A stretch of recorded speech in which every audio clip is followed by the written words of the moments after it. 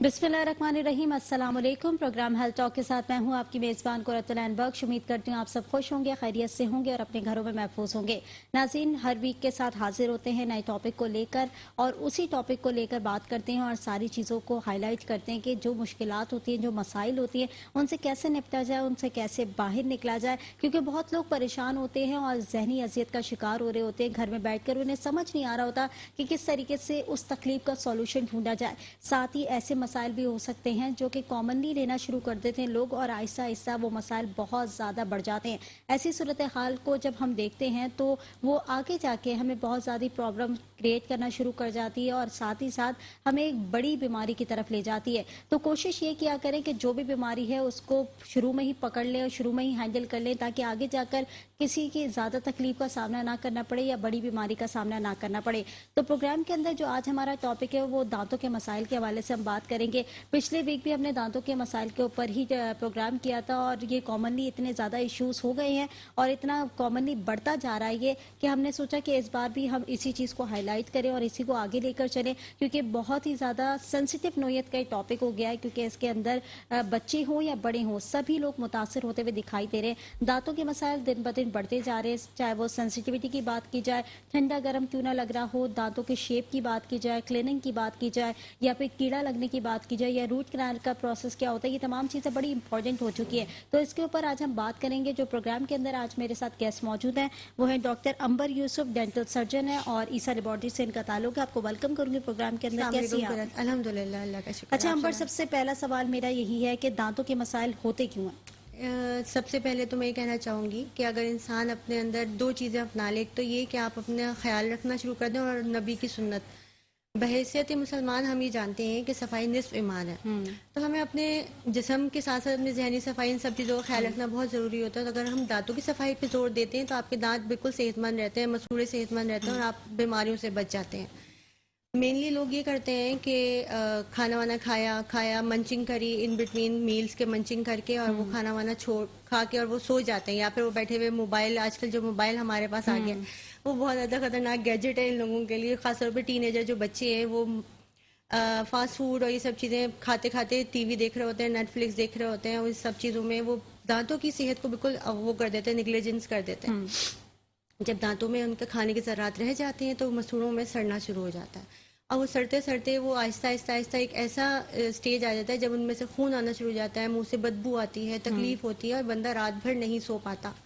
क्योंकि दांतों का दर्द वो वाहिद दर्द होता है जो पूरी रात जगाता है बिल्कुल बंदे ऐसा ही को। अब वो सुबह सुबह पहुंचा होता है अपना दांत पकड़ के कि डॉक्टर साहब हमारे पूरी रात जाग गए, हम हमें कुछ करें। इसके लिए सबसे बेहतर ये कि आप अपना डॉक्टर से बर वक्त मुआयना करवाया जाए।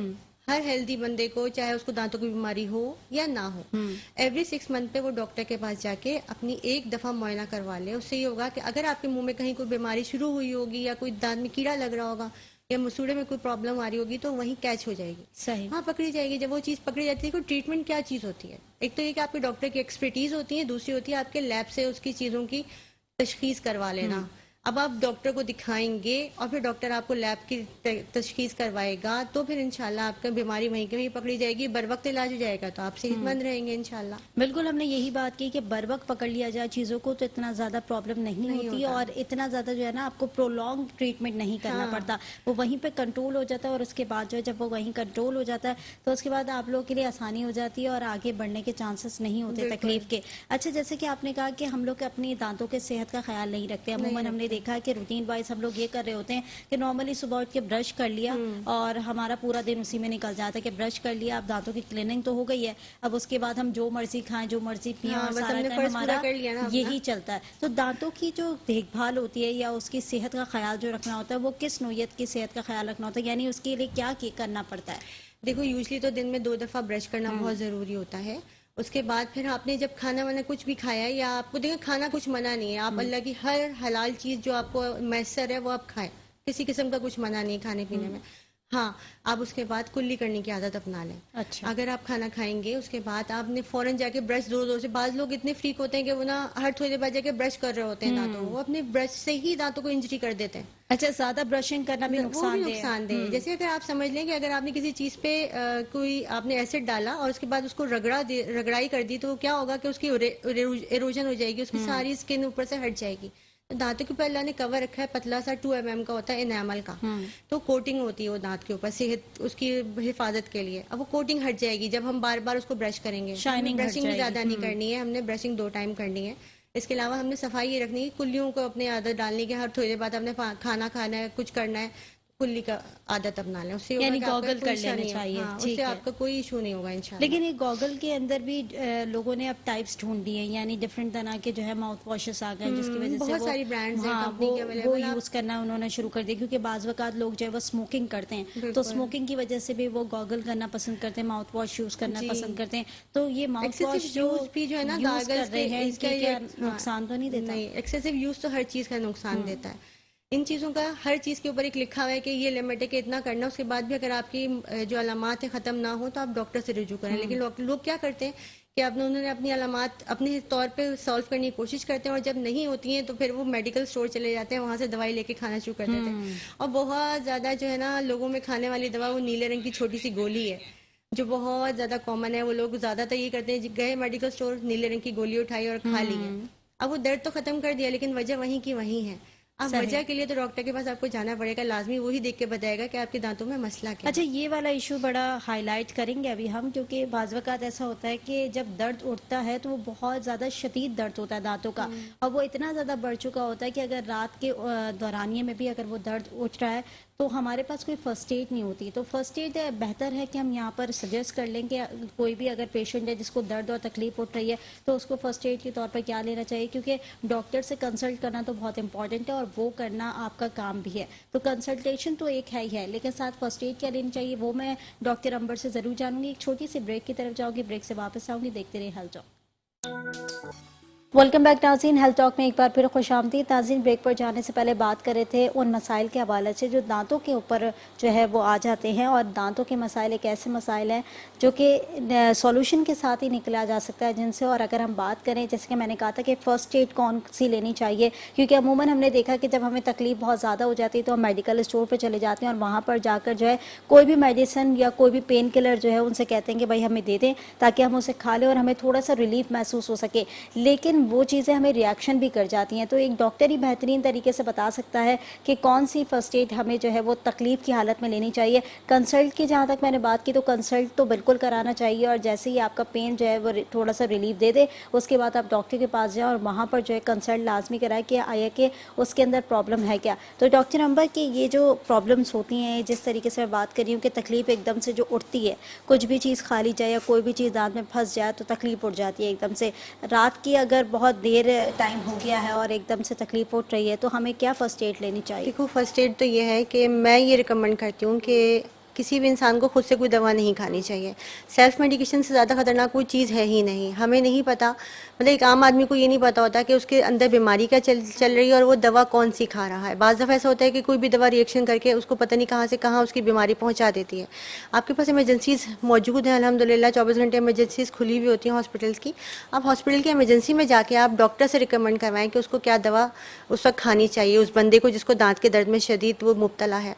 इसके अलावा और उसे खुद से घर में कोई दवा नहीं खानी चाहिए, जो मैं बिल्कुल रिकमेंड नहीं करती कि सेल्फ मेडिकेशन पे आप मत भी जाए। एक डॉक्टर है, डेंटल सर्जन है, आप क्या रिकमेंड करती हैं कि अगर ज़्यादा तकलीफ हो तो क्या ले लेनी चाहिए, कौन सी मेडिसिन ले लेनी चाहिए? क्या Panadol as a painkiller ठीक है? Panadol as a painkiller सही होती है, बहुत से लोग यूजली खाते भी रहते हैं, वो तो समझ लें आप लोग आजकल कैंडीज की तरह खा बिल्कुल रहे हैं ऐसा ही पैनाडोल। है। चलिए पैनाडोल खा सकते हैं, लेकिन पैनाडोल फिर भी मैं ये कहूँगी कि सेल्फ मेडिकेशन बहुत खतरनाक होता है। सेल्फ मेडिकेशन से बच के आप पहले हॉस्पिटल जो आपके करीबी कोई भी आपके पास अवेलेबल हो, वहाँ हॉस्पिटल की इमरजेंसी में चले जाएं और वहाँ से आप अपने डॉक्टर से प्रिस्क्राइब करवाएं कि आपको क्या दवा चाहिए उस वक्त। बिल्कुल आप ऐसा ही खुद है, और कोई भी दवा ना सेल्फ खाएं तो मेडिकेशन ज़्यादा हमने बेहतर देखा है कि होगा। वो रिएक्शन भी कर बिल्कुल जाती कर है। देती है, और ऐसी ऐसी रिएक्शंस कर देती है कि बंदा कहता है भाई हमने खाली एक पैनाडोल खाई थी और कुछ भी नहीं किया था।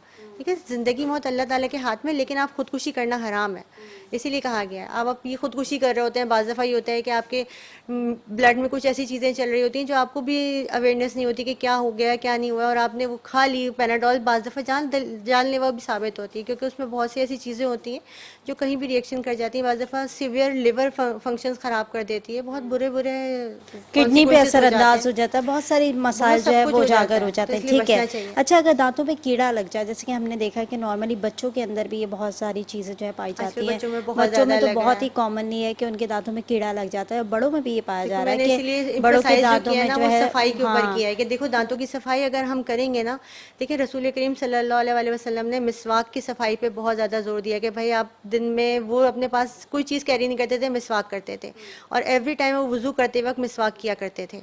और उनका एक हदीस भी है कि भाई अगर मैं ये चीज़ बार ना समझते अपनी कौम उम्मत पे, तो मैं ज़रूर मिसवाक को फ़र्ज़ करार दे देता। इतना ज़्यादा मेरे आका ने वो करा है कि इसकी तरफ एम्फसाइज़ किया है कि आप अपने दांतों की सफाई के ऊपर कितना ज़ोर दिया है, क्योंकि आपका जो मुंह है वो आपके पूरे जिस्म की समझ लें विंडो है। अगर आप खाना खाएंगे वक्त पे, अच्छा सेहतमंद, आपके मसूड़े सेहतमंद होंगे, दांत सेहतमंद होंगे, तो आपका पूरा जिस्म सेहतमंद होगा, हेल्दी होगा। बहुत सारी ऐसी चीज़ होती हैं जो हम मुंह में देख के पहचान लेते हैं कि आपका जो सामने मरीज़ बैठा हुआ है वो किस चीज़ का मरीज़ है। अगर उसके ब्लीडिंग गम्स हैं, कुछ ऐसे हैं, या उसके मुंह के अंदर रंगत तब्दील हो रही है, तो हमें पता चल जाता है उसके जिस्म में कौन कौन सी बीमारियां नई जो है वो पैदा हो चुकी हैं, जिससे वो बिल्कुल भी अवेयर नहीं है। तो इस तरह से डॉक्टर के पास जाना बहुत ज़रूरी होता है इन सब चीज़ों में, और दांतों की सफाई का ख्याल रखना बहुत ज़रूरी होता है। अगर आपके पास टूथपेस्ट या टूथब्रश आपके पास अवेलेबल नहीं है, या आपकी एक्सेस उस तक नहीं है, जो एक आम आदमी की मैं बात कर रही हूँ जो कि बिल्कुल बेचारा दिहाड़ीदार है, मजदूर देहात में है, वो आप बात परेशान करिए। है, तो क्या कर सकते हैं कि आप मिसवाक की आप एक छोटी सी वो लेंगे स्टिक, और आप उससे अपने दांत साफ़ करेंगे। एटलीस्ट आप अपने दांत उससे साफ़ कर सकते हैं।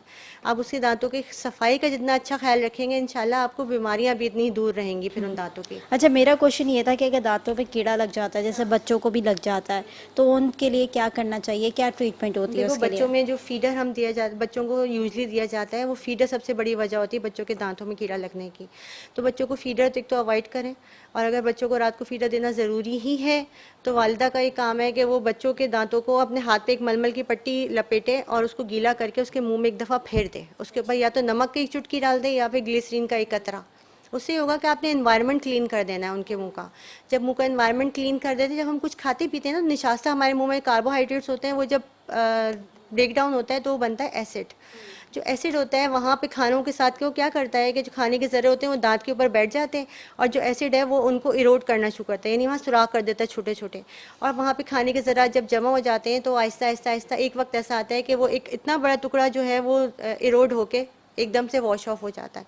बंदा कहता है इतनी बड़ी कैविटी कहाँ से आई है, और वो शुरू कहाँ से हो रही है, वो उस खाने के पहले ज़र्रे से हो रही है जो हम खाना खा के भूल गए थे कि साफ़ करना है। तो सफाई सबसे बड़ी चीज़ है। उसके बाद देखभाल कि आपने उसकी किस तरह से करनी है, कि रेगुलर डॉक्टर के पास चेकअप करना है, और बच्चों की कीड़ा जो लग जाता है वो आप फ़ौरन डॉक्टर से जाके भराई करवा लें, उसकी फिलिंग करवा लें, तो इंशाल्लाह वो आगे ज़्यादा प्रोसीड नहीं करता, तो बच्चे भी फिर इन मसलों से बचे रहते हैं। वरना बच्चों के एग्ज़ाम्स चल रहे होते हैं और उस वक्त बहुत बच्चों की कंप्लेंट्स आ रही होती हैं कि भाई दांत में दर्द था, आज सुबह बच्चा पेपर देने नहीं जा सका। और जैसे कि आपने फीडर की बात की, तो फीडर से मेरे ख्याल से शेप भी ख़राब होता है और उनके इरेगुलर तो शेप हो बहुत सारी जाता है। इश्यूज आ जाते हैं, जैसे जो बच्चों को ये फीडर के ज़रिए बच्चों के पूरे आगे से पूरे मुंह बाहर निकल के आ जाता है, जिसके अंदर हमें ब्रेसेस भी बाद में लगाने पड़ते हैं, या बच्चों को थम सकिंग की आदत होती है, तो उसकी वजह से उनके अंगूठा चूसने की। अंगूठा चूसना बच्चा बहुत ज़्यादा, हर दूसरा बच्चा ये काम कर रहा होता है। या तो वो निपल के थ्रू आउट बिल्कुल, भी वो भी निपल के मुंह भी ज़रिए दे भी देते उनके मुंह की हैं। जो शेप होती है वो ख़राब हो जाती है। तो वो चीज़ें सब बच्चों के लिए, पेसिफायर्स होते हैं मुख्तलिफ़ किस्म के डिफरेंट, वो सब अवॉइड करने चाहिए। जहाँ हद्दुल इम्कान कोशिश है बच्चों के लिए वही चीज़ें आप अवॉइड करें। अगर नहीं कर सकते तो एटलीस्ट कम से कम दें।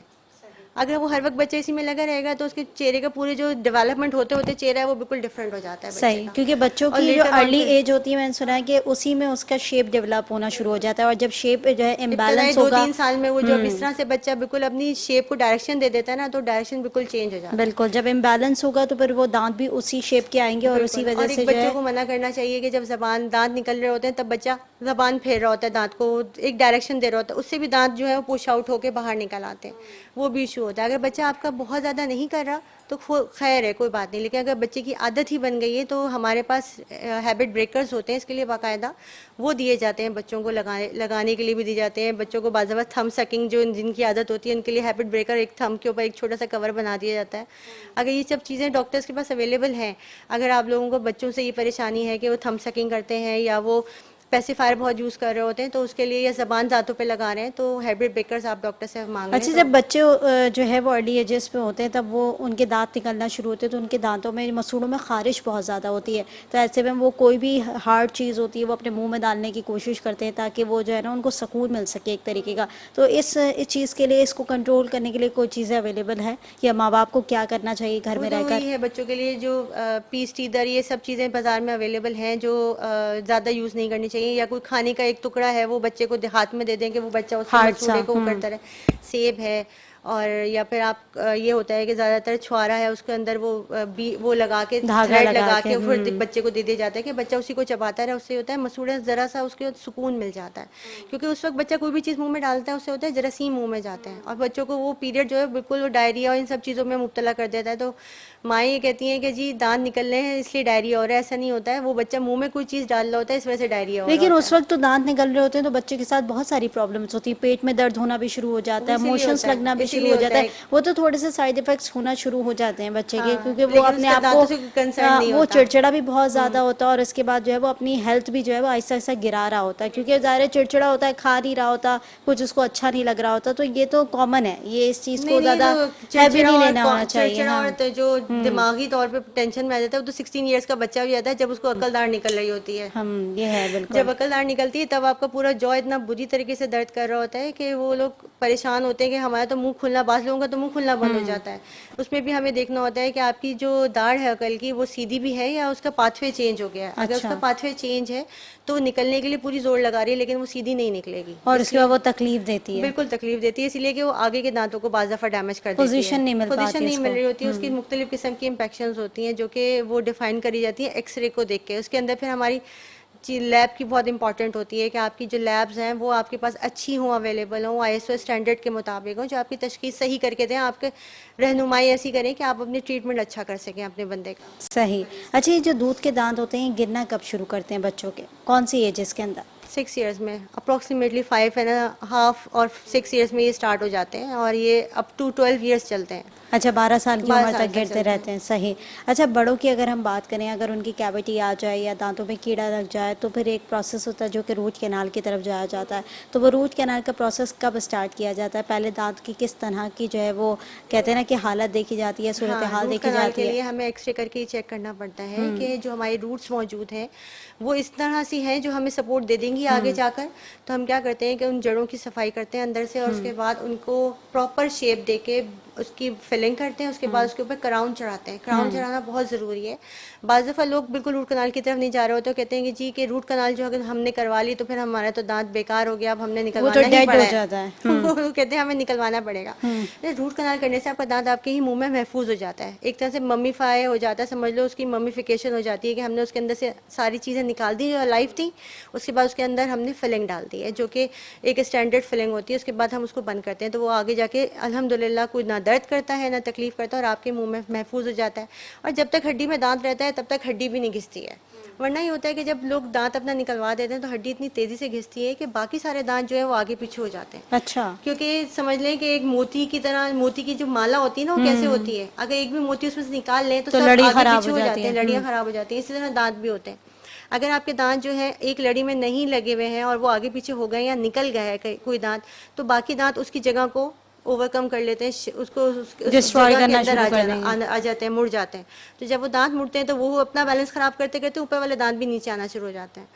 तो एक तरह से एक कैस्केड चल जाता है पूरा, कि जिसके अंदर आपके सारे दांत आगे पीछे हो जाते हैं। लेकिन बाज़ वक़्त ऐसे इमरजेंसी केसेस होते हैं जिनमें दांत निकलवाना इमरजेंसी में आप पड़ता है, दांत निकलवा क्योंकि लें। वो बिल्कुल जो है ख़त्म हो जाती है, जैसे कि हमने अमूमन दाढ़ों के अगर बारे में बिल्कुल ही सुना बहुत है। सड़ा दिया है और ख़राब हो चुका है और निकालना ही ज़रूरी है तो निकलवा लें, नो डाउट। आपको ज़रूरत है तो निकलवाना पड़ता है, हम खुद भी रिकमेंड करते हैं। लेकिन उसको रिस्टोर भी करा लें with in a period of time. जैसे अगर 10 दिन 15 दिन आपने हीलिंग दे दी उसको, मसूड़ा आपका सेहतमंद हो गया, दोबारा भर गया दोबारा से ज़ख्म, आपने वहाँ पे नया दांत लगवाना ज़रूरी है। अच्छा, नया उस दांत पोजीशन को लगवाना फिल करना है यानी? बिल्कुल। अगर उसको हमने फिल नहीं किया क्योंकि वहाँ से एक दांत मौजूद था, वहाँ से अब निकल गया दांत, तो उसकी जगह के अंदर बाकी दोनों दांत झुक जाएंगे, ऊपर वाला नीचे आ जाएगा अगर नीचे का कोई दांत निकला। इससे होता है कि बाकी सबका बैलेंस आउट हो जाता है, तो उसको रिस्टोर कराना ज़रूरी होता है। अब रिस्टोर कराने के लिए भी बहुत सारे ऑप्शंस मौजूद हैं। अगर सबसे सस्ता और आसान होता है कि वो प्लास्टिक का जो निकालने लगाने वाले दांत होते हैं वो होते हैं, दूसरा ऑप्शन होता है कि आप फिक्स पक्का लगवा लीजिए, वो क्राउन होता है। और तीसरा होता है अभी जो नया रिसेंट तहकीक हुई है वो इम्प्लांट है। सही। इम्प्लांट में होता है कि हड्डी में स्क्रू डलता है। वो अच्छा। उसमें ज़्यादा अच्छी बेनिफिट्स ये हैं इम्प्लांट के कि उसके अंदर सेहतमंद दांत आपका ख़राब नहीं होता। ठीक है, वो जैसे सेव हो हम जाता क्राउन है। के लिए दो सेहतमंद दांतों की कटिंग करते हैं और फिर हम अपना ब्रिज लगाते हैं, ठीक है, रिस्टोर करने के लिए। इम्प्लांट के अंदर हमने किसी दांत की कोई कटिंग नहीं करनी। हमने जो मसूड़ा खाली था वो उसी को ड्रिल करके उसके अंदर स्क्रू बिठा देना होता है। और स्क्रू से और वो स्क्रू ग्रो के जब करता हम है। स्क्रू की हम ग्रोथ साइडों में देख लेते हैं, 3-4 महीने, 3-4 हफ्ते या 1 महीना कम से कम लगता है, कम से कम। उसके बाद फिर हम 3 हफ्तों के बाद, 3 महीनों के बाद उसके ऊपर अपना क्राउन बिठा देते हैं। यानी 3 महीनों के अंदर वो जख्म सूखता है, उसके अंदर इनिशियल हड्डी बनती है, फिर उसके अंदर हम दांत बिठा देते हैं।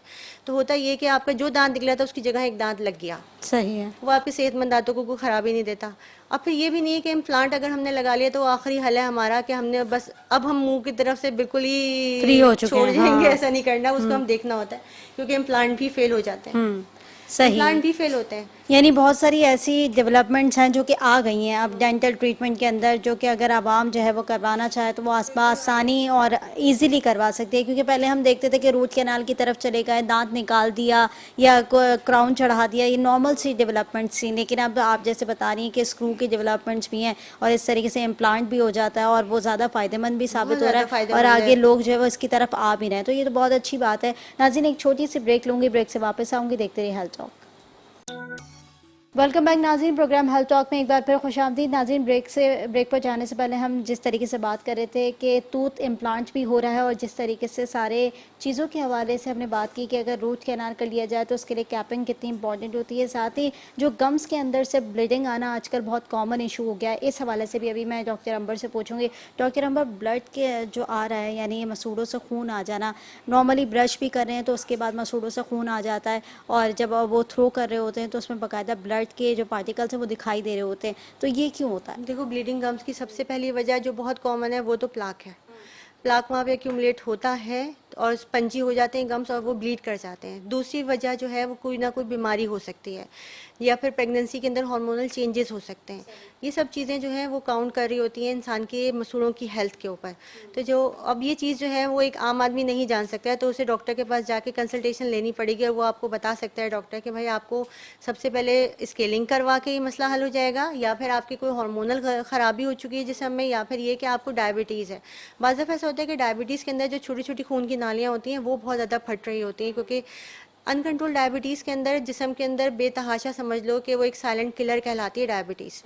तो जिस्म के अंदर इस कदर बीमारियां पैदा हो चुकी होती हैं जिनमें सबसे ज़्यादा जो मैनिफेस्टेशन सामने दिख रही होती है वो हमारी ओरल कैविटी में होती है। ओरल कैविटी में गम्स स्पंजी हो चुके होते हैं, ब्लीड होते हैं, इजीली ब्लीड कर जाते हैं और ज़ख्म भर भी नहीं रहा होता है। वो पेशेंट आता कब है? जब वो बहुत ज़्यादा बढ़ा चुका होता है अपनी बीमारी को। फिर ज़बान के ऊपर कोई ज़ख्म होता है तो कहते हैं डॉक्टर साहब ये तो इतने दिन से ज़ख्म ठीक नहीं हो रहा है, इसका क्या होगा?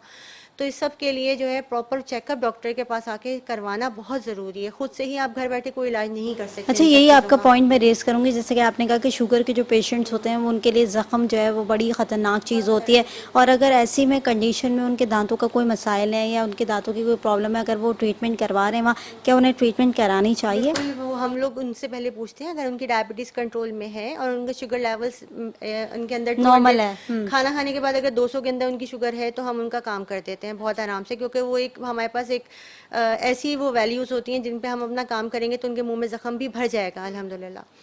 वरना ये होता है कि हम कहते हैं आप अपने डायबिटोलॉजिस्ट से अपने जो शुगर है उसको कंट्रोल करवाएं, 2-3 दिन दवा खाएं प्रॉपर, और उसके बाद अपना शुगर लेवल कम करके फिर आएंगे तो ही हम काम करेंगे, अदरवाइज़ हम काम नहीं कर सकते।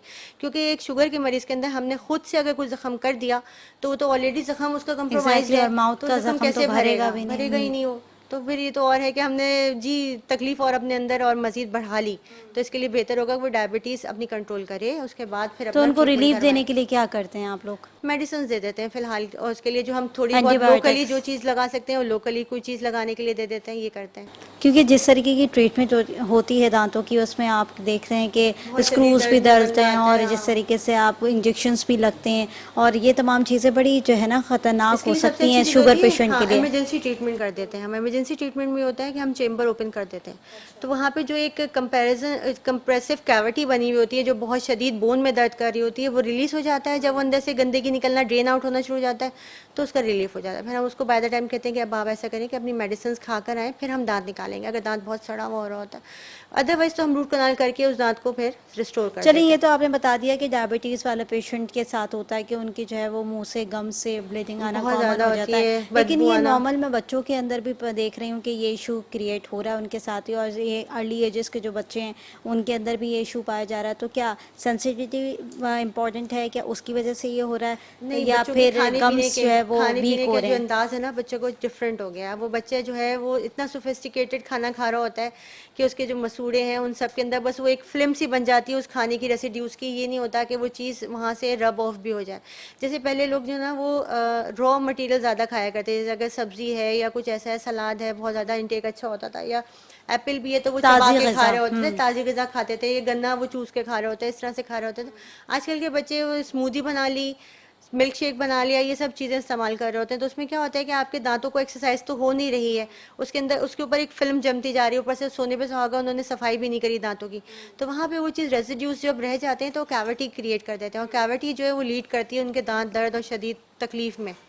तो उसके लिए ये है कि बच्चों को भी आप आदत डालेंगे कि बच्चे एक तो अपनी मिठाई और ये कैंडीज़ जो है वो कम से कम इस्तेमाल करें, दिन भर खानी है तो बहुत कैलकुलेटेड अमाउंट में खानी है, बहुत ज़्यादा हर चीज़ में इजाफा नहीं कर देना। और फिर उसके बाद कुल्ली करने की आदत आप बच्चों को डालेंगे तो आपका सबसे बेस्ट रहेगा कि आपका बच्चा इन चीज़ों से बचा रहेगा और इंशाल्लाह। सेंसिटिविटी के लिए क्या करना चाहिए? बच्चों में सेंसिटिविटी बहुत कम होती है, बहुत कम। बच्चों में सेंसिटिविटी तब होती है जब कैविटीज़ उनकी एक्सपोज हो जाए, तो उसके लिए आपको भराई करानी पड़ेगी, दांतों की फिलिंग करवाएं जाके डॉक्टर के पास, फिलिंग करानी ज़रूरी होती है। अदरवाइज़ वो फिलिंग अगर नहीं करवाई और वो कैविटी प्रोसीड करती गई तो फिर वो रूट कनाल तक जाती है। बच्चों में रूट कनाल जो है हमें अवॉइड करनी पड़ रही होती है, करने को तो हम करते हैं लेकिन बच्चा हमारे साथ कॉपरेट नहीं करता। बेसिकली मशीन्स होती हैं, मशीन जब चल रही होती है बच्चों के मुँह में तो बच्चा डर जाता है उन आवाज़ों से और उनकी शोर से। जब बच्चा डर जाता है तो बच्चा शोर मचाता और है। फिर एक पेनफुल ट्रीटमेंट होती है जिसकी पेनफुल वजह इसलिए से, होता है हाँ, कि वो देखिए हम तो तकलीफ बड़ी भी यूजली होती है। हम तो नम करके करते हैं, हम उनको पेनफुल नहीं करते, लेकिन बच्चों के दिमाग में एक ऑरा क्रिएट होता है कि डेंटिस्ट जो बिल्कुल। है ना वो इंजेक्शन लगाएगा इतना लंबा वाला, और दांत के और वो अंदर फिर वो इंजेक्शन मशीन लगेगा। चलाएगी ड्रिल वाली, तो वो ये वाली बच्चा डरे खौफ अपने बिठा कर आता है। बहुत से बच्चे मैंने देखे हैं जो बिल्कुल जिनके दिल में डर नहीं होता, वो लाइटली आराम से करा करा लेते के हैं। जाते हैं सुकून से। और बहुत से बच्चे इतने डरे हुए होते हैं, वो भी हमारे जो माँ बाप है ना उनका रोल बहुत ज़्यादा है इसमें, वो डरा देते हैं। अगर तुमने खाया तो डॉक्टर इंजेक्शन लगा देगा। यार चाइना में इलाज ही सुइयों से हो रहा होता है, जो एक्यूपंक्चर की वो होती है, नीडल्स होती हैं, वहाँ बच्चे करवा रहे होते हैं क्योंकि उनको पता है कि ये उनको रिलीफ देगा, वो उससे डरते नहीं हैं। हमारे यहाँ के पेरेंट्स जो है ना वो बच्चों को डराते हैं कि इंजेक्शन लगवा देंगे अगर तुमने ये कोई काम नहीं किया। बच्चे में पहले ही कितना खौफ बैठ जाता है कि वो ट्रीटमेंट तो दूर की बात है, वो नाम सुन के डर जाता है। ये वाली बात होती है। बिल्कुल ऐसा ही है, और जिस तरीके से आपने बता रही हैं कि बच्चों के लिए ट्रीटमेंट तब इम्पॉर्टेंट हो जाती है जब वो बहुत ज़्यादा मीठा कैविटी, इस्तेमाल हाँ, करना अब वो शुरू अपनी कर देते मीठी हैं उनको या फिर जंक फूड रिस्ट्रिक्टेड बहुत करें, ज़्यादा हाँ खाना बिल्कुल। शुरू कर देते हैं, तो इस चीज़ को अवॉइड करना चाहिए। अच्छा, दूसरी बात ये है कि मैंने बहुत सारे केसेस ऐसे भी सुने कि जब आपका रूट कैनाल हो जाता है, रूट कैनाल होने के बाद आपके दांत में कैपिंग हो जाती है। जब कैपिंग एक कवर के तौर पर लगा दी जाती है, लेकिन बहुत सारे ऐसे भी पेशेंट हैं जो कि शिकायत करते हैं हमें स्टिल उस जगह पे दर्द हो रहा है और वहाँ पर जो है ठंडा गर्म लगने की भी शिकायत हो रही है। तो ऐसा क्यों होता है? क्या रूट कैनाल में कोई ख़राबी होती है? ये रूट कैनाल जो है एक ऑप्शन होता है आपके दांत को बचाने का। उसके अंदर हमने नर्व्स जो हमें मिल रही होती हैं वो हम निकाल देते हैं। बाज़ दफ़ा ऐसा होता है कि जो पेशेंट इतनी देर में आता है जाकर कि जो आपकी जो बारीक बारीक कनाज होती हैं वो और भी सुकड़ सुकड़ के ख़त्म हो जाती हैं, क्योंकि नेचर अपनी तरह से पूरी पूरी कोशिश करता है, कुदरत कोशिश करती है कि उस चीज़ को बचा लिया जाए। तो जिस समय क्या होता है जब कीड़ा लगता है किसी दांत के अंदर और वो कैविटी में कनाल तक चला जाता है कैविटी, तो वहाँ पे खुद ब खुद एक सेल की रिपेयर स्टार्ट होती है जिसकी वजह से वहाँ पे स्क्लेरोस स्टार्ट हो जाता है। जो जो कनाल्स हैं वो बंद होना शुरू हो जाती हैं सेल से, क्योंकि वो चाहते हैं कि उस कीड़े को फर्दर प्रोसीड होने से रोक दें, या वो इतना उसको एनकाइलोज कर देता है। जब हम क्या करते हैं रूट कनाल कर लेते हैं तो हम उस पेशेंट को बता देते हैं पहले ही कि भाई ये आपके दांत का ये हाल हो चुका है, हम आपका दर्द ख़त्म करने की पूरी कोशिश कर रहे हैं और इसको हम प्रॉपर साफ़ भी कर रहे हैं। लेकिन अगर फर्दर कभी आगे जाके फ्यूचर में ऐसा होता है तो वो बहुत शाज़ो नादिर होता है, ऐसा बहुत कम होता है कि किसी की रूट कनाल में दोबारा से दर्द उठा। अदरवाइज तो लोगों की रूट कनाल अल्हम्दुलिल्लाह सही चल रही होती है, कोई इशू नहीं होता। लेकिन और उसके अगर अंदर भी दर्द बर उठे वक्त तो फिर पहुंचना क्या होता है, प्रॉब्लम्स होती हैं? बर वक्त पहुंचना होता है। उसके अंदर ये होता है बाज़ दफ़ा रीडू करनी होती है एंडो, हमने दोबारा से सारी चीज़ें कनाल साफ़ करके फिर दोबारा से भरनी होती हैं। देखो कोई भी चीज़ अगर आपने घर में भी अगर कोई चीज़ नहीं लेते हैं आप, जैसे अगर ये चीज़ मैंने लिए ला के रख दी यहाँ पे तो मैं इसको यहाँ पे छोड़ूंगी तो यहाँ पे कचरा भी जमा होगा, गंदगी भी जमा होगी, और कुछ दिन बाद यहाँ पे एक गर्द की तह भी जमा हो जाएगी। अब मुंह के अंदर हमने रूट कनाल कर ली, क्राउन भी लगवा लिया, लेकिन हमने डॉक्टर को भूल गए कि अब हमें डेंटिस्ट के पास नहीं जाना जी, अब हमने करा लिया, अब हमें कुछ नहीं करना। एवरी 6 मंथ की इम्पॉर्टेंट यहीं पर आती है। जब आपने हर 6 महीने बाद यहाँ पे जाके देखा कि यहाँ पे कोई गंदगी जमा नहीं हुई, कोई गर्द नहीं आया, तो आपकी वो चीज़ सेहतमंद रहेगी, साफ़ सुथरी रहेगी, वो आपको आगे तकलीफ नहीं देगी। तो कंसल्टेशन विजिट्स बहुत ज़रूरी हैं, फॉलो अप विजिट्स बहुत ज़रूरी हैं किसी भी चीज़ के अंदर। जब आप एक डॉक्टर से कोई ट्रीटमेंट करवा लें, ख़ासतौर पे इम्प्लांट करवाएं या क्राउन लगवाएं या रूट कनाल करवाएं, या बच्चे जो हैं, बच्चों की on end of follow up ज़रूर होने चाहिए, ताकि आप बच्चों की भी तो बंदा ये है कि भाई अगर कीड़ा इनिशिएट भी हुआ ना तो वो भी पता चल जाता है कि भाई यहाँ पे आप पहले ही इसको पकड़ के भर दें तो फिर बच्चा फर्दर प्रोसीड नहीं करता उसके। और ये जो फिलिंग का प्रोसेस होता है ये क्या होता है? क्योंकि अमूमन हमने देखा है कि कोई भी जिसके गैप आ रहा है वो फौरन उठ के जाएगा और कहेगा मैं फिलिंग करा लेता हूँ, लेकिन फिलिंग जो है वो ज़्यादा देर तक चलती नहीं है। फिलिंग चलती है अगर वो प्रॉपर फिलिंग जो है, लेकिन जिस तरीके का हमारा फूड है, जिस तरीके का हमारा इंटेक, और जैसे कि बच्चे खा रहे होते हैं, फूड बहुत ज्यादा खा रहे होते हैं, स्टिकी बहुत खा रहे होते हैं, बहुत ज्यादा हार्ड फूड हम खा रहे होते हैं, तो इस तरह के फूड्स के साथ फिलिंग तो मेरे ख्याल से 1 वीक भी नहीं चल पाएगी, क्योंकि फिलिंग जाहिर है वो कंट्रोलेबल होती है, आपके दांत को सिर्फ कंट्रोल कर देती है, आपके दांत को जो बचा लेती है, कवर कर लेती है, लेकिन उसके बाद वो निकल जाती है, वो फॉर अ टाइम बीइंग काम करती है, आपके लिए परमानेंटली काम नहीं करती। तो फिलिंग को किस तरह से लेके चलना चाहिए? देखो हम कुदरत के दिए हुए इतने मजबूत दांत तोड़ के खा चुके होते हैं, तो फिलिंग तो फिर मैन मेड है, ठीक है, गारंटी किसी चीज़ की नहीं होती है। लेकिन जिन दीवारों के अंदर फिलिंग पड़ी है, अगर वो दीवारें कमज़ोर हैं तो फिलिंग तो रुकेगी नहीं। जैसे अगर कहीं पे आपने ये एक दीवार है, यहाँ पे अगर कोई होल हो गया और हमने वहाँ पे लगा दी, अगर आपकी दीवार ही भुरभुरी होके गिर रही है, शेड हो रही है थोड़ी दिनों के बाद, तो फिलिंग निकल जाएगी, तो आपको उसको दोबारा जाके फिलिंग दोबारा करवानी चाहिए। ये नहीं आप छोड़ेंगे दी हमने फिलिंग कराई थी निकल गई, अब हम नहीं जा रहे, डॉक्टर बेकार है, ऐसा कुछ नहीं है। आप अपने दांत के लिए इतना केयर ही नहीं करिए, उसको इस स्टेज पे पहुंचा दिया है कि दीवारें उसकी भुरभुरी होकर उसकी फिलिंग निकल रही है, तो फिलिंग करवाने के बाद कवरिंग करवानी चाहिए। अगर फिलिंग बहुत ज्यादा निकल रही होती है तो फिर हम भी रिकमेंड कर देते हैं कि आप इसके ऊपर कवर चढ़ा लीजिए, उससे होता है आपकी वो चारों तरफ से सिक्योर हो जाती है फिलिंग और कोई इशू नहीं करती बाद में, फिर दांत में कोई गैप भी नहीं आता। अच्छा, ये जो क्लीनिंग का प्रोसेस होता है जिसमें हम दांतों की क्लीनिंग की बात कर रहे होते हैं, तो वो क्लीनिंग का प्रोसेस का जो है वो कितने टाइम बीइंग के हिसाब से करवाना चाहिए? देखो रिकमेंडेड है WHO से एवरी 6 मंथ पे, but once in a year तो लाजमी कराना चाहिए। अच्छा, और वो 15 से 20 मिनट का प्रोसेस होता है, कोई इतना लंबा प्रोसीजर नहीं होता है वो, क्योंकि वो हार्डली 10 से 15 मिनट 12 मिनट, अगर बहुत हैवी कैलकुलस स्टेन्स है तो वो 2 से 3 विजिट्स में डिवाइड कर दिया जाता है पेशेंट की कन्वीनियंस को देखकर। अच्छा, एक साथ नहीं किया जाता? एक साथ कर देते हैं, यूजली एक साथ करते हैं अगर बहुत हैवी कैलकुलस नहीं है तो। स्टेन्स अगर नहीं, जैसे पान स्टेन्स हैं या टोबैको स्टेन्स हैं, तो ये जो है वो थोड़ा सा टाइम टेकन होती है ये प्रोसीजर। सही। अच्छा, मैंने सुना है कि जो अब जब क्लीनिंग करवा ली जाती है, स्केलिंग करवा ली जाती है, तो उसके बाद भी ठंडा गर्म लगने की शिकायत होती है। 2 से 3 दिन ठंडा गर्म लगता है, वो लगता है, वो क्वाइट नॉर्मल है। वो इसलिए होता है कि जब दांतों और मसूड़े के बीच में कुछ खाना फंसा हुआ होता है, क्योंकि वो अटैच जिंजर जब दांत का जो है यूँ पकड़ा हुआ होता है, तो जब उसके बीच में कुछ फंस गया तो वहाँ पे वो एक्सपोज हो गया। अब वहाँ पे उसने आके एक तह बना ली थी, वो बीच में फंस गया था। अब हम जब उसको रिमूव कर देते हैं, जब तक मसूड़ा दोबारा दांत को पकड़ेगा 2 से 3 दिन लेता है। तो वो बहुत नॉर्मल एक फिनोमेना होता है कि हम पेशेंट को कह के भेजते हैं कि भाई अगर आपने स्केलिंग कराई है 2-3 दिन आपको ठंडा गर्म लगेगा, जो कि दांत पकड़ने तक का वो एक अमल होता है। जब मसूड़ा पकड़ लेगा तो वो सही हो जाता है। यानी इसमें कोई घबराने की बात नहीं है, ये 2 से 3 दिन का अमल होता है, उसके बाद फिर नॉर्मल हो जाता है मसूड़ा दोबारा। सही। अच्छा, ब्रेसेस के ऊपर आ जाते हैं अब जरा। ब्रेसेस भी एक बड़ा इंपॉर्टेंट इशू है, क्योंकि दांतों के शेप जो है बच्चों के बड़े ख़राब होते हैं, जैसे कि हमने कहा है, और वो बचपन से ही ये चीज़ चलती भी आ रही है कि दांतों के शेप जो है वो ख़राब होना शुरू हो जाते हैं, तो वो बाहर आना शुरू हो जाते हैं, इरेगुलर शेप होना शुरू हो जाता है, या एक के ऊपर एक चढ़ जाता है। तो इस तरह से जो शेपिंग आउट होती है उसके लिए ब्रेसेस लगते हैं। अब ब्रेसेस लगते हैं, आइडियल एज जो होती है ना बच्चों की, वो कहते हैं 11 से 13 साल होती है। उसके अंदर क्या होता है कि नए दांत जो है वो मुंह में आ रहे होते हैं और पुराने दांत निकल रहे होते हैं। तो हमें रूम काफ़ी ज़्यादा मिला हुआ था ऑर्गेनाइज करने के लिए कि हमें नए दांत निकालने की एज सच इतनी ज़रूरत नहीं पड़ी होती, क्योंकि उस वक्त बच्चे के नए दांत निकल रहे होते हैं, हम उनको उसी वक्त ऑर्गेनाइज करते चले जाते हैं, तो वो सबसे बेहतरीन एज होती है।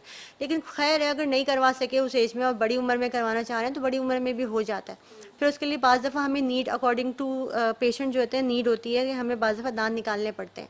जैसे छोटे आगे वाली जो छोटे वाली की दाढ़ें होती हैं वो ऊपर नीचे की 4 निकालनी पड़ती हैं, बैलेंस आउट द सारा हमारा जो अक्लूजन है उसको करने के लिए।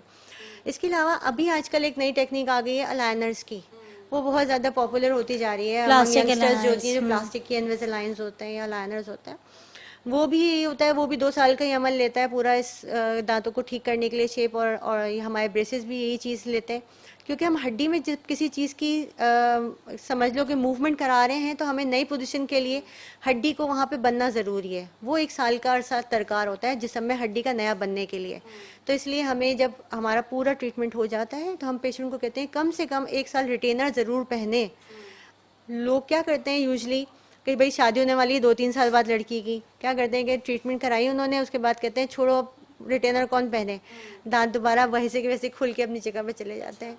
वो दोबारा से रिलैप्स हो जाता है। वो इसलिए होता है कि जहाँ वहाँ हड्डी बननी थी उसके चारों तरफ, वो हड्डी उस टाइम में उन्होंने उसको रोक के नहीं रखा, और जो उनको खुला छोड़ दिया तो दांत फिर दोबारा से इलास्टिक्स होते हैं। मतलब ये जो नेचर होती है ना, वो इलास्टिक की तरह होती है कि वो अपना जो पोजीशन होती है वो दोबारा से रिगेन कर लेती है, वहाँ पे दोबारा वो दांत पहुँच जाता है जहाँ से दांत हमने हटाया होता है। यानी वो 2 साल का तो ड्यूरेशन पूरा करना होता हाँ, है। ऑर्थोडोंटिक ट्रीटमेंट के साथ साथ रिटेनर्स पहनना बहुत ज़रूरी है, उसमें कोई नेग्लिजेंस नहीं होनी चाहिए, अदरवाइज फिर वो दांत वैसे खराब हो जाते हैं। सही। और जिस तरीके से एक वायरिंग वाला भी ब्रेसेस होते थे पहले, वही और उसकी वजह से हमने देखा कि काफ़ी शिकायत लोगों की आने शुरू हुई कि उसमें छाले हो जाते हैं, मुंह में कट लगना शुरू हो जाता है, जिसकी वजह से खाने पीने में दुश्वारी होती है। हर चीज़ की बुराई होती है। जब हम किसी चीज़ को वायर से पकड़ के और सीधा करने की कोशिश कर रहे हैं तो अगर वायर कहीं से टूटेगा तो वो इंजरी भी करेगा। इसी के लिए जो होता है कि बाज़ दफ़ा बच्चों को वैक्स दी जाती हैं, ऑर्थो वैक्स होती हैं मुख्तलिफ़ किस्म की, अगर कहीं हर्ट हो रहा है कुछ हो रहा है तो उसके ऊपर वैक्स कर दी जाती है। या हम ये है कि प्रॉपरली अगर बच्चा जो है वो अपनी विजिट्स प्रॉपरली करेगा हर एवरी 4 वीक के वो बाद, तो ये टाइट सारे होते हैं। इश्यूज़ नहीं होते, उनको चेंज करा जा रहा होता है। और ये होता है कि उस दौरान उनको खाने पीने के अंदर भी बहुत ध्यान रखना होता है कि अगर ब्रेसेस आपके मुंह में लगे हुए हैं तो आपने कोई भी च्यूई चीज़ नहीं खानी है, कोई भी स्टिकी चीज़ नहीं खानी। उससे होता है कि वो लोच पैदा होता है और वो अपनी जगह से हट जाता है। यानी या बिल्कुल कोई लाइट ऐसी हार्ड ग़िज़ाएँ चीज़ नहीं लेनी खानी, है। बिल्कुल हल्की फुल्की सी लाइट ग़िज़ा खानी होती है। भाई देखो, शौक का तो कोई मोल ही नहीं है ना। और अब बच्चे आपने तो रुकते भी नहीं हैं। जब दांत अच्छे करवाने हैं तो आपने थोड़ी सी मुसीबत भी बर्दाश्त करनी होती है कि उसकी एक रिक्वायरमेंट होती है कि ये चीज़ आपने लगा ली है मुंह में, अब आपने खाना पीना अपना बिल्कुल हल्का फुल्का कर देना है। नूडल्स खाएं, दाल चावल खाएं, ये अब आप वो पिज्ज़ा वगैरह नहीं खा सक रहे होते हैं, वो खाएं तो छोटी बाइट्स में खाएं ताकि आपके ब्रेसेस को कोई नुकसान या हार्म ना हो, वरना वो वायर टूट जाता है, ब्रैकेट टूटता है, जाके लगता है, फिर वो हर्ट करता है। ठीक है, तमाम चीज़ों के ऊपर हमने बात की और जिस तरीके से आप तमाम चीज़ों को हाईलाइट करी थी कि ब्रेसेस के लिए क्या प्रॉब्लम्स होती हैं, साथ ही साथ जिस तरीके से ठंडा गर्म लगता है वो क्यों लगता है, ये बहुत ही कॉमन से इशूज़ थे जिसको हमने आज प्रोग्राम के अंदर हाईलाइट किया। लास्ट मैसेज लेना चाहूँगी डॉक्टर अंबर, क्या देना चाहेंगी, दांतों की हिफाजत कैसे करनी चाहिए? सबसे पहले यही कि सफाई का बहुत ज़्यादा ख्याल रखें दांतों की। आपको ब्रशिंग 2 टाइम करनी है, इन बिटवीन मील्स के मंचिंग नहीं करनी, और अगर करनी है तो कुल्ली की आदत अपनाएंगे तो आपको मुंह रिंस हो जाएगा, साफ़ हो जाएगा, वहाँ एनवायरनमेंट क्रिएट नहीं होगा किसी किस्म का एसिडिक, तो आपके दांत भी सेहतमंद रहेंगे। बेसिकली अगर आपके दांत के ऊपर एसिडिक एनवायरनमेंट क्रिएट हुआ तो आपके दांतों में बारीक बारीक होल्स बन जाएंगे जो कैविटी के अंदर प्रोसीड कर जाते हैं। तो इन चीज़ों का ध्यान रखेंगे। बाकी ये है कि आजकल तो ये है कि आप डॉक्टर के पास बर वक्त पहुंचेंगे तो इंशाल्लाह आपका ये होगा कि बर वक्त आपका जो है इलाज हो जाएगा और आप फौरन तमाम पकड़ी चीज़ों से जाएगी बच और इलाज भी जाएंगे। हो जाएगा। बिल्कुल ऐसा ही है, क्योंकि बर वक्त इलाज कराना बड़ा ज़रूरी हो गया है और बर वक्त इलाज अगर आप कराएंगे तो बड़ी बीमारी से टाइम बचेंगे। बहुत जैसे कि important हमने है। पहले भी बात की थी प्रोग्राम के स्टार्ट में कि शुरू में ही पकड़ लें, अगर आपकी छोटी सी बीमारी है उसको अगर आप पकड़ लेंगे तो आपको ज़्यादा जो है उसके अंदर अपना ना टाइम इन्वेस्ट करना पड़ेगा और ना ही आप ज़्यादा जो है वो अपनी मनी इन्वेस्ट करनी पड़ेगी। तो ये 2 चीज़ें बड़ी इंपॉर्टेंट होती हैं जो कि आप सेव कर सकते हैं, और वो सेफ से इसलिए हो सकती है कि आप बर वक्त डॉक्टर से कंसल्ट करें। नाज़रीन, आज का पूरा मौजू हमारा यही था जिस पर हमने डिस्कशन की। प्रोग्राम का वक्त ख़त्म हो गया। डॉक्टर अंबर, बहुत शुक्रिया, आपने प्रोग्राम के अंदर वक्त दिया। मुझे और मेरी पूरी टीम को दीजिए इजाज़त। अल्लाह ने के बाद।